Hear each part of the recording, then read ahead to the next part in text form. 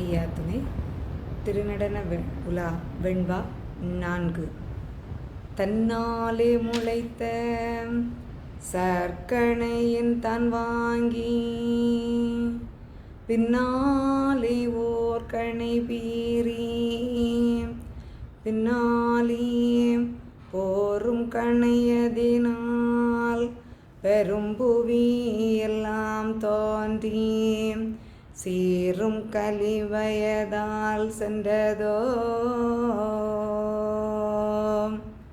அதாவது இந்த பிரபஞ்சம் எப்படி படைக்கப்பட்டது, இந்த பூமி எப்படி உருவாகியது என்பதை எம்பெருமான் இங்கே சொல்லி வருகின்றார். ஏகம் ஒரு வரமாக, அதாவது ஒரு வெட்ட வெளியாக இருக்கின்றது. இந்த வெட்ட வெளியை பரபிரமமாக இருந்து எம்பெருமான் அங்கே பாதுகாத்து வருகின்றார். அப்படி இருக்கின்ற அந்த ஏகம், அந்த பரமான நிலையிலிருந்து முதலாக வாயு என்ற காற்று தோன்றுகின்றது. இம்மொன்றொரு வாயு அங்கே தோன்றி அந்த வாயுவில் இருந்து ஒரு சக்தி, ஒரு ஆற்றல் உருவாகுகின்றது. அந்த சத்தில் இருந்து அங்கே சிவம் தோன்றுகின்றது. அந்த சிவத்திலிருந்து அங்கே மீண்டும் சக்தி தோன்றி அதன் பிறகு நாதம் தோன்றி அந்த நாதத்திலிருந்து விஷ்ணு தோன்றுகின்றார். அதன் பிற்பாடு ருத்திரர், மகேஸ்வரர், அண்டபிண்டம், உலகம் தோன்றுகின்றது. இதையே நாம் ஆகமும் நமக்கு தெளிவாக கூறுகின்றது. தன்னாலே முளைத்த சர்க்கணையின் தான் வாங்கி, அதாவது அண்டபிண்டம் பிரபஞ்சம் தானாக படைக்கப்படுகின்றது.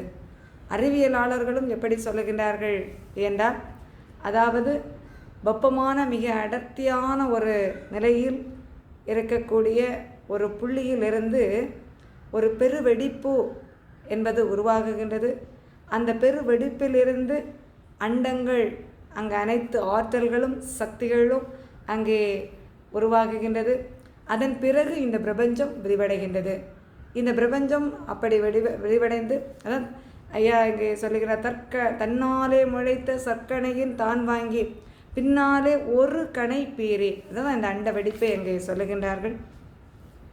அந்த பின்னாலே பீரும் கணை அதனால், அதிலிருந்து இந்த பிரபஞ்சம் படைக்கப்பட்டு பிற்பாடு பூமி தோன்றுகின்ற அந்த செய்தியை சொல்லுகின்றார்கள்.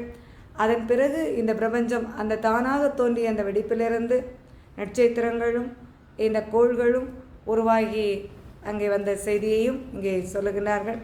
மேலும் இந்த பூமி தோன்றி அதன் பிற்பாடு அந்த சிறு துளை, அதாவது சூரியனிலிருந்து ஒரு சிறு வெப்ப வெடிப்பு ஏற்பட்டு அந்த வெப்பமானது குளிர்ந்து பூமியாக உருவானதாக அங்கே அறிவியல் சொல்லுகின்றது.